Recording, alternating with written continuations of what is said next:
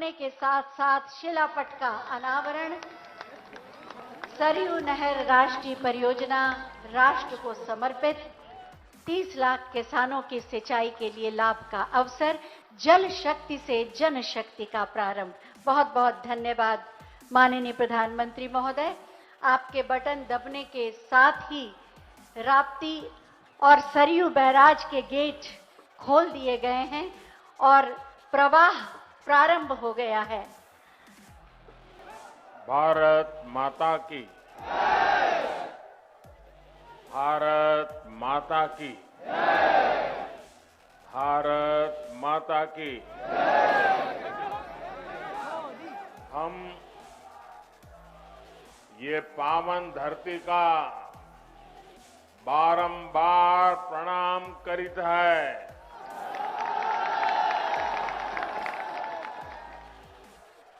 आज हमें आदि शक्ति मां पाटेश्वरी की पावन धरती और छोटी काशी के नाम से विख्यात बलरामपुर की धरती पर फिर आवे के मौका मिला।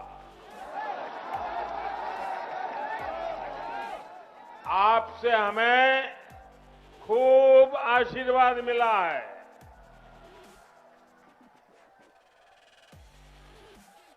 यूपी की राज्यपाल श्रीमती आनंदीबेन,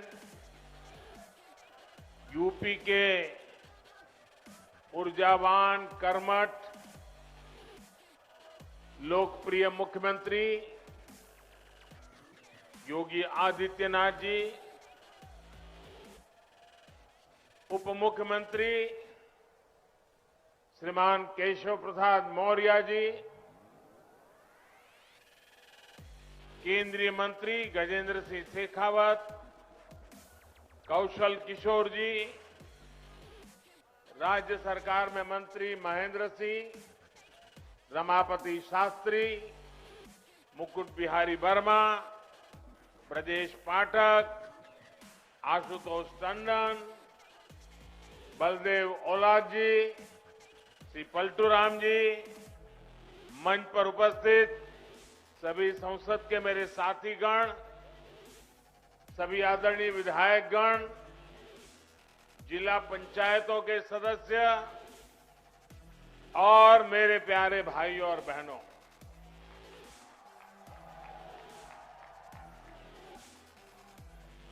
क्रांतिकारियों की इस धरती ने देश के स्वतंत्रता संग्राम में अपना अमूल्य योगदान दिया है। राजा देवी बख्श सिंह, राजा कृष्ण दत्तराम और पृथ्वीपाल सिंह जैसे पराक्रमियों ने अंग्रेजी शासन से लोहा लेने में कोई कसर बाकी नहीं छोड़ी थी। अयोध्या में बन रहे प्रभु श्री राम के भव्य मंदिर की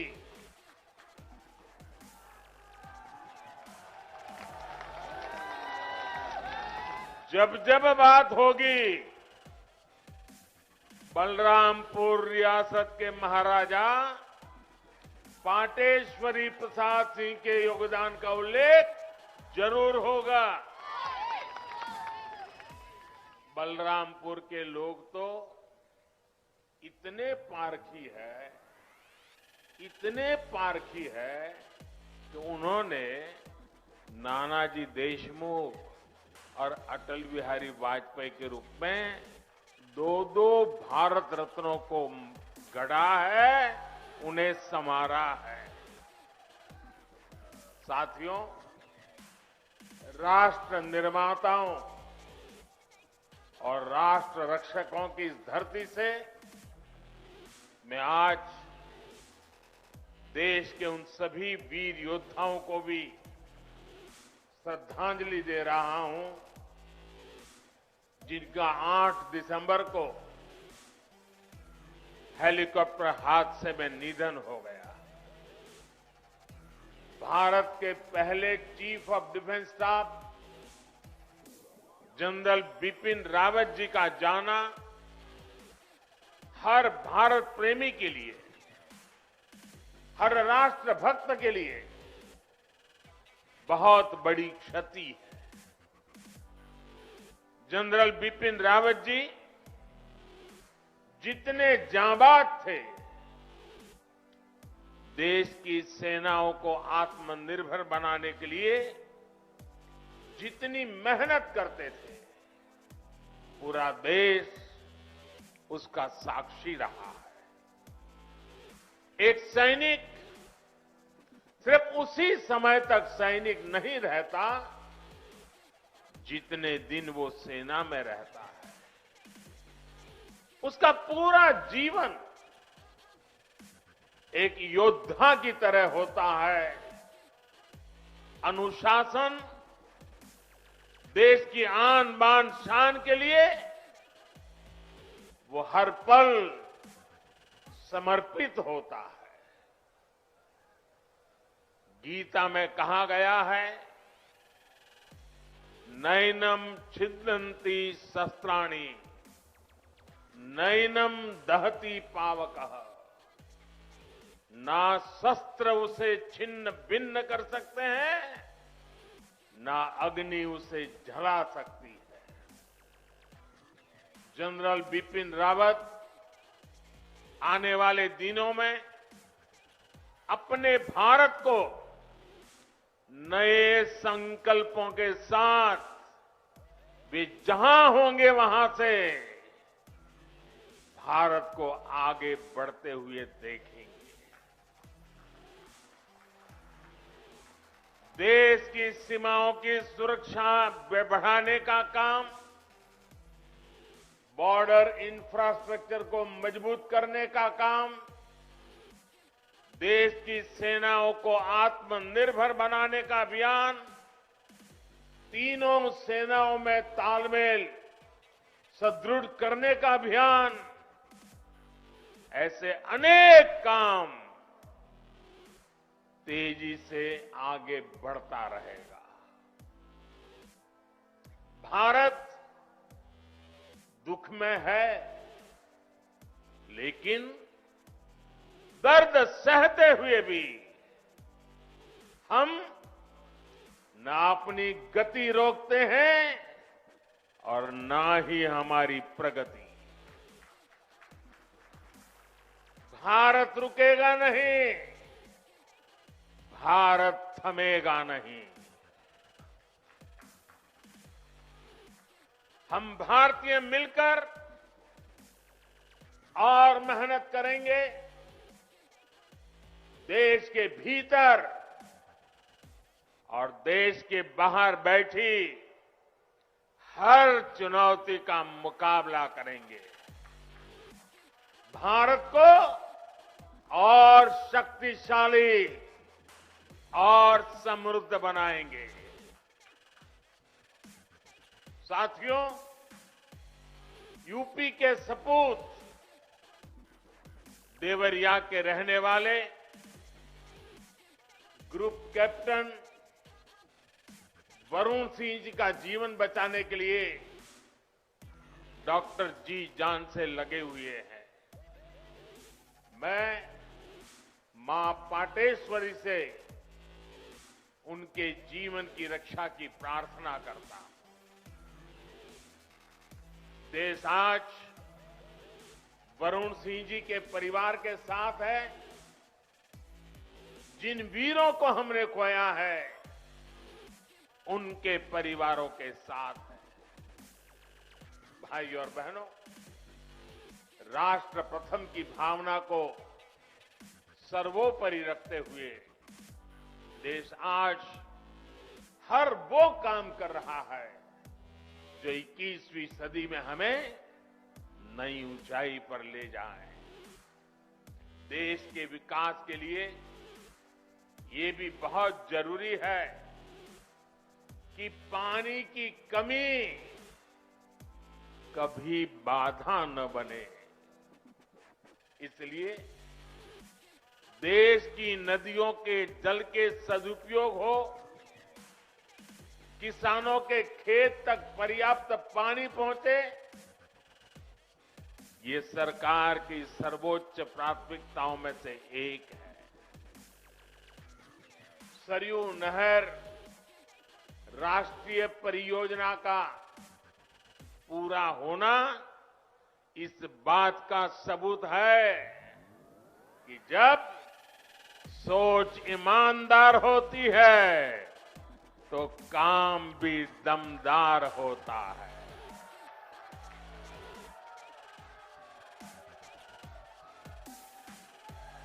दशकों से आप इसके पूरे होने का इंतजार कर रहे थे।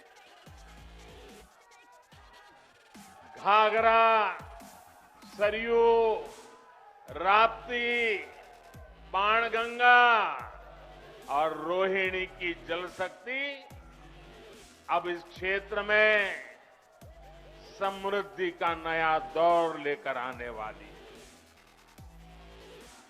बलरामपुर के साथ साथ बहराइच, गोंडा, श्रावस्ती, सिद्धार्थनगर, बस्ती, गोरखपुर, महाराजगंज और कुशीनगर के सभी साथियों को,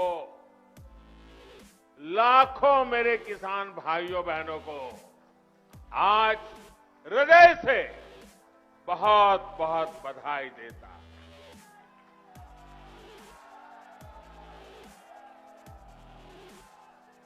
बारिश के मौसम में इस क्षेत्र में जो परेशानियां आती हैं उनका हल निकालने में इससे मदद मिलेगी।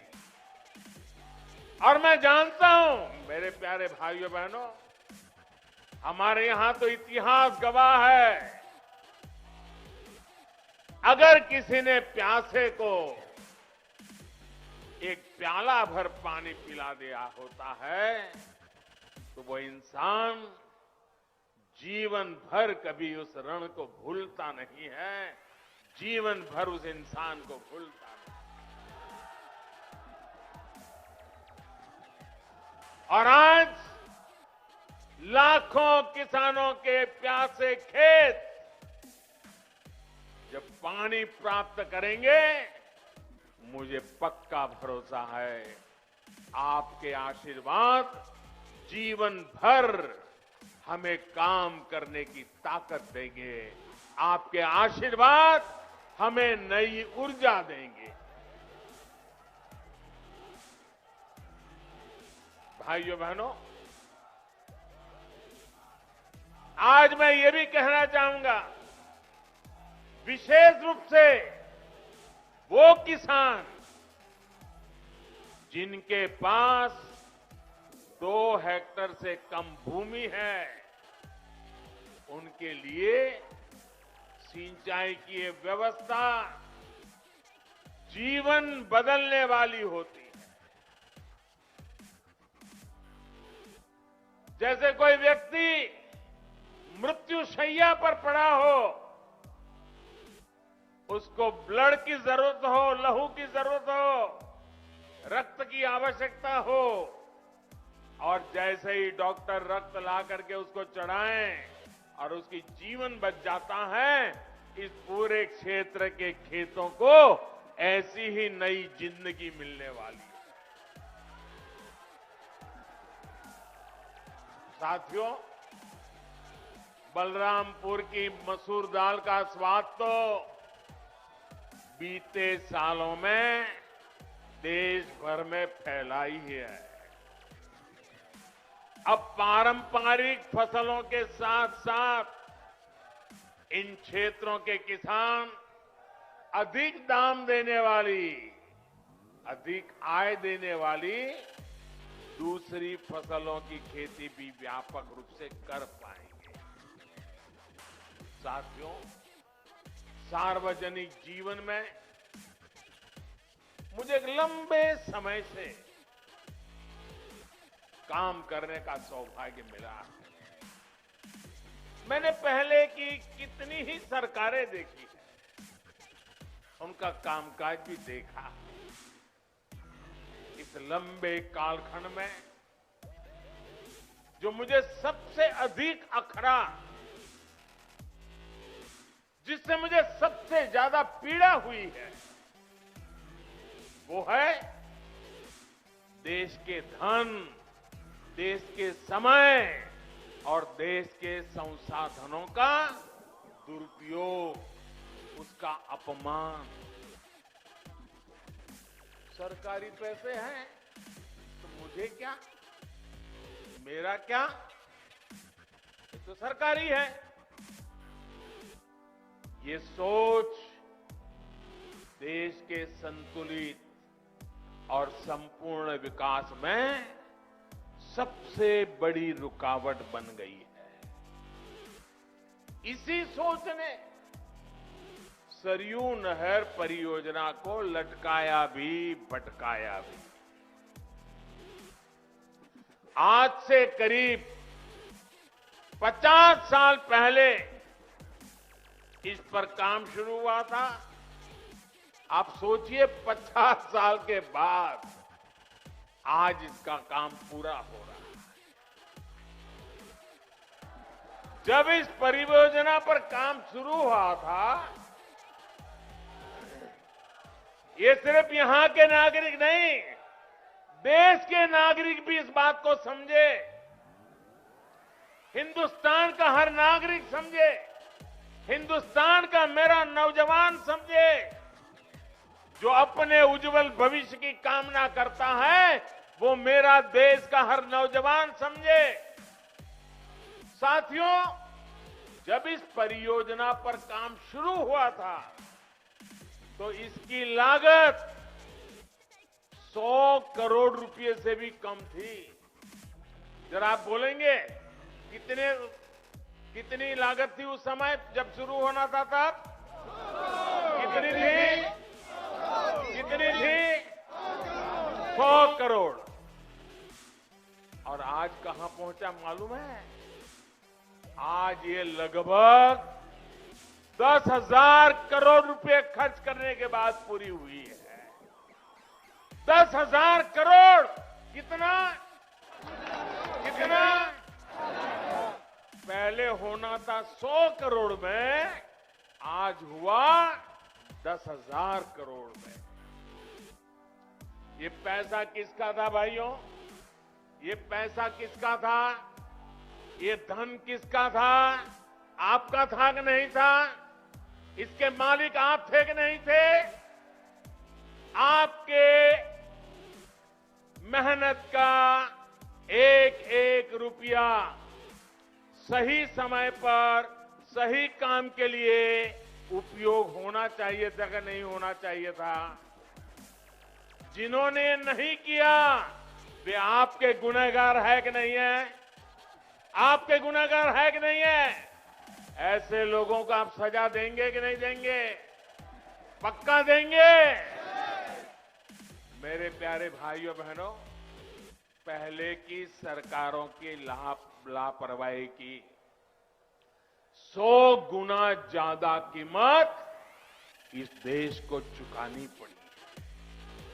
हमारे इस क्षेत्र के लाखों किसानों को भी अगर सिंचाई का यही पानी अगर 20 साल 30 साल पहले मिला होता, आप कल्पना कर सकते थे? अगर मेरे किसान के पास पानी होता, पिछले 25-30 साल में पानी उसके पास पहुंचा होता, तो वो सोना पैदा करता कि नहीं करता?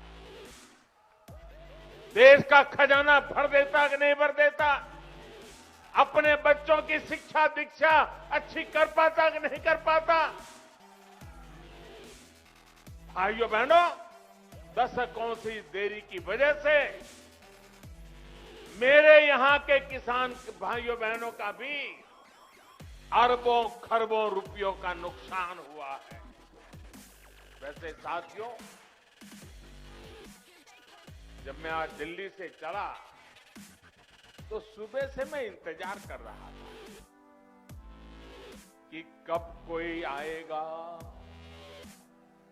कहेगा कि मोदी जी इस योजना का फीता तो हमने काटा था, ये योजना तो हमने शुरू की थी।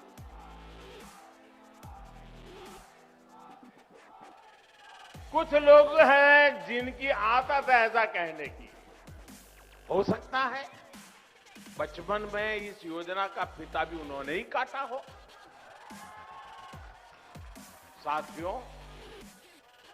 कुछ लोगों की प्राथमिकता फीता काटना है, हम लोगों की प्राथमिकता योजनाओं को समय पर पूरा करना है।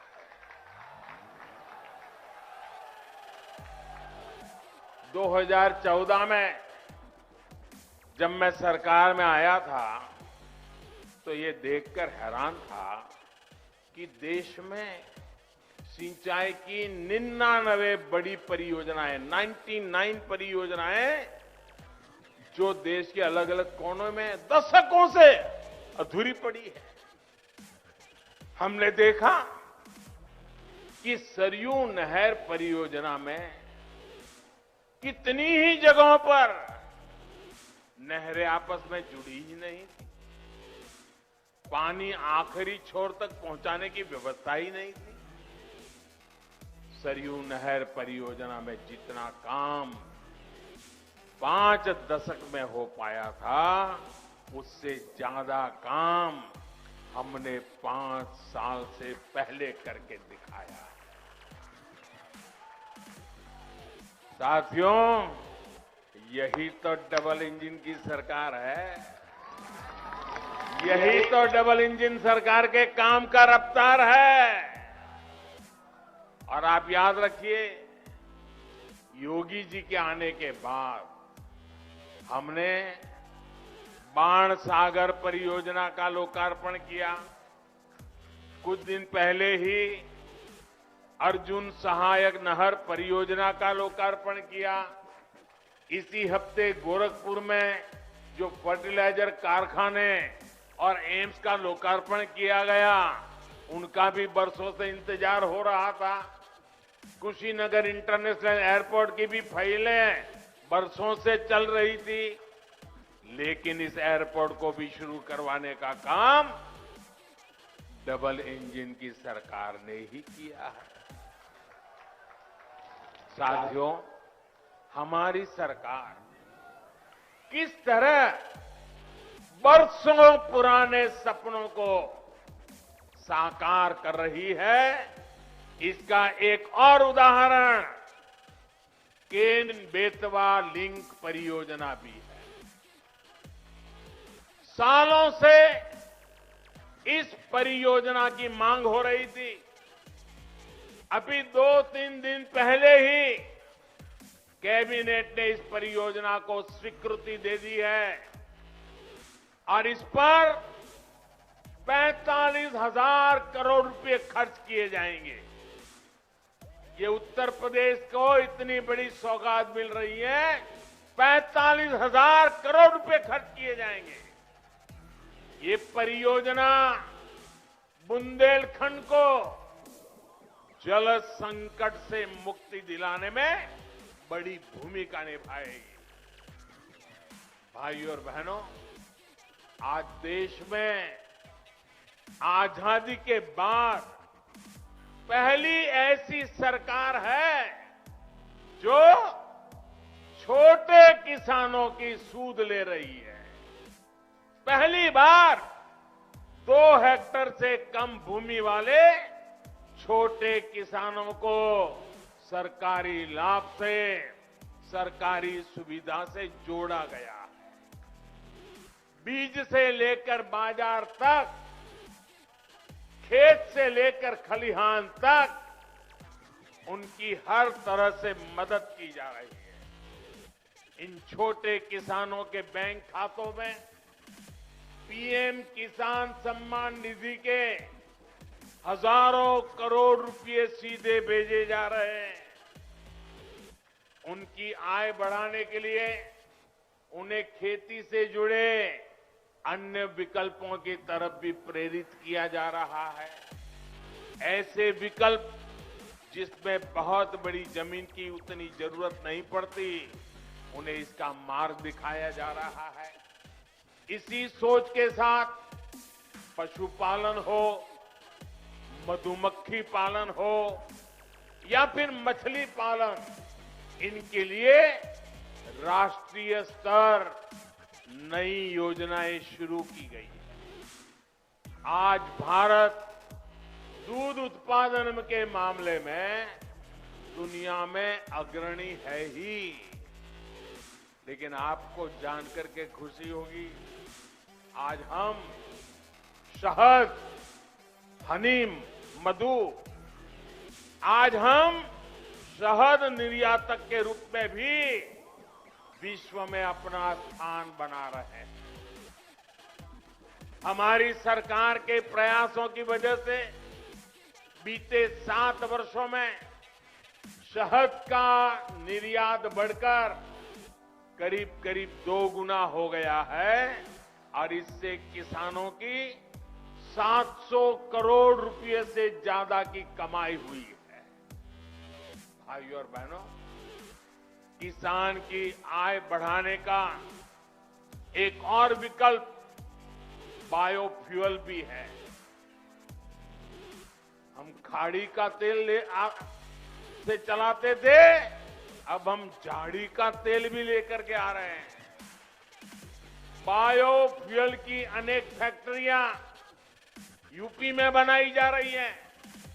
बदायूं और गोरखपुर में बायोफ्यूल के बड़े कॉम्प्लेक्स बनाए जा रहे हैं। यहां पास में गोंडा में भी इथेनॉल का एक बड़ा प्लांट बन रहा है। इसका लाभ इस क्षेत्र के बहुत से किसानों को होगा। गन्ने से इथेनॉल बनाने के अभियान में भी यूपी अग्रणी भूमिका की ओर बढ़ रहा है। बीते 4.5 साल में लगभग 12,000 करोड़ रुपए का इथेनॉल यूपी से खरीदा गया है। योगी जी की सरकार जब से आई है, तब से गन्ने के भुगतान में भी बहुत तेजी आई है। एक समय 2017 से पहले का भी था, जब गन्ना किसान सालों साल बकाया मिलने के लिए इंतजार करते थे। पिछली सरकारों के दौरान जहां 20 से अधिक चीनी मिलों में ताला लग गया, वहीं योगी जी की सरकार ने इतनी ही चीनी मिलों का विस्तार और आधुनिकीकरण किया है। मैं आज बलरामपुर से देश भर के किसानों को एक विशेष निमंत्रण भी देना चाहता हूं और मैं चाहूंगा सिर्फ उत्तर प्रदेश के नहीं, देश भर के किसान मेरे इस निमंत्रण का स्वीकार करें और मेरे साथ जुड़े। मेरा निमंत्रण किस बात का है? इसी महीने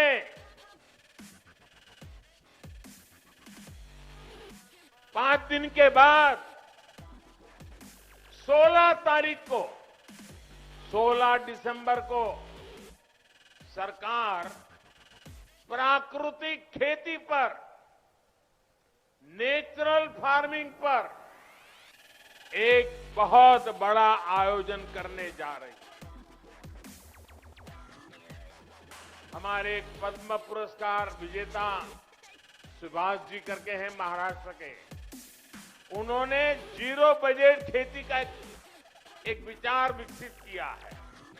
ये वो प्राकृतिक खेती वाला विषय है। इससे हमारी धरती मां भी बचती है, हमारा पानी भी बचता है और फसल भी अच्छी और पहले से ज्यादा होती है। मेरा आप सभी किसान साथियों को, देश भर के किसान साथियों को आग्रह है कि आप 16 दिसंबर को टीवी के माध्यम से या कृषि विज्ञान केंद्र के माध्यम से जरूर इस कार्यक्रम में जुड़िए। आप सारी बात को समझेंगे। मुझे पक्का विश्वास है आप उसको अपने खेत में लागू करेंगे। ये आपको बहुत लाभकारी होने वाला है।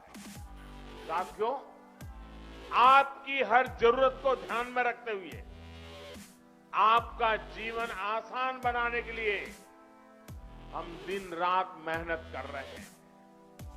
इसकी छाप आपको प्रधानमंत्री आवास योजना के तहत बन रहे गरीब के पक्के घर में भी दिखेगी।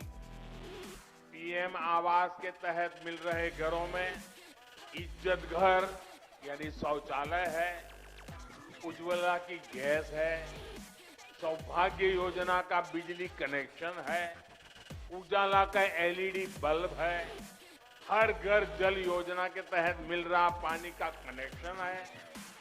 और मुझे तो खुशी तब होती है क्योंकि मैं इस क्षेत्र में कभी दौरा कर चुका हूं। मुझे मालूम है जब यहां मेरे थारू जनजाति के भाई बहनों को भी इन योजनाओं का लाभ मिल रहा है तो भी हमें खुशी भी ज्यादा होती है और हमें आशीर्वाद भी ज्यादा मिलता है।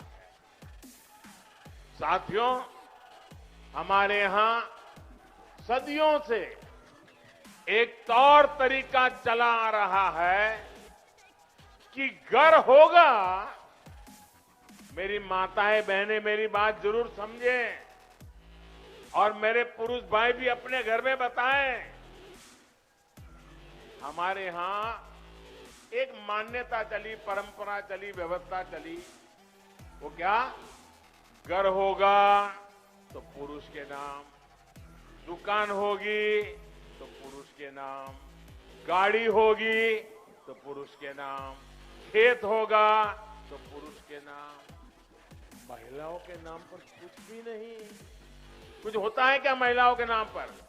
नहीं होता है ना।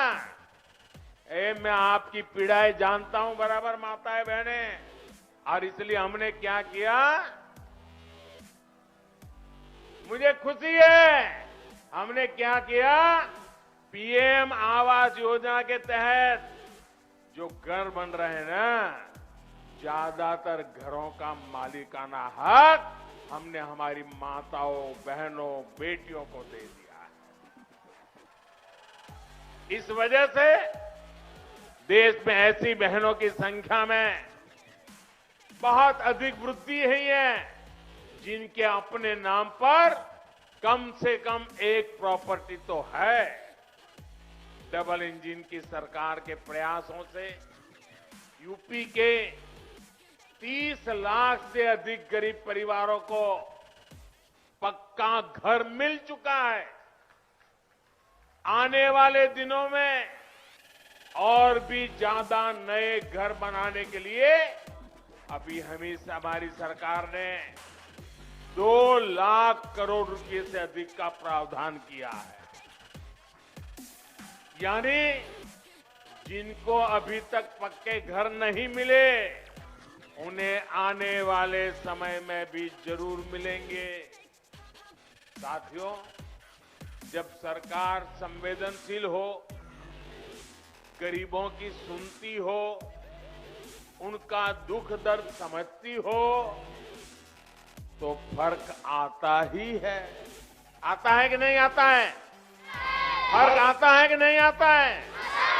फर्क आता है कि नहीं आता है? अभी देश 100 साल में आई सबसे बड़ी महामारी से लड़ रहा है। कोरोना आने के बाद हर कोई यही सोच रहा था कि क्या होगा, कैसे होगा। हर किसी ने कम अधिक मात्रा में कोरोना की वजह से कष्ट सहा, लेकिन साथियों, इस कोरोना काल में हमने पूरी ईमानदारी से प्रयास किया है कि कोई गरीब भूखा न सोए।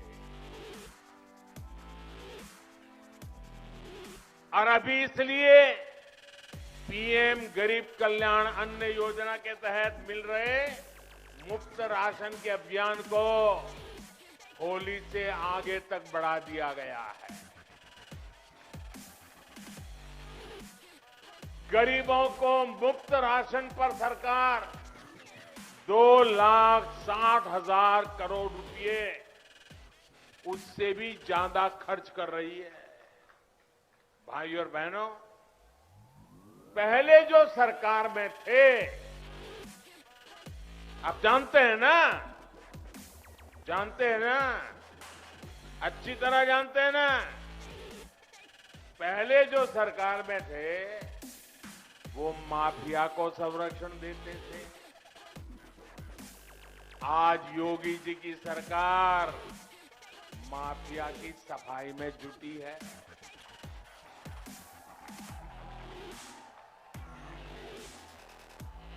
तभी तो यूपी के लोग कहते हैं फर्क साफ है।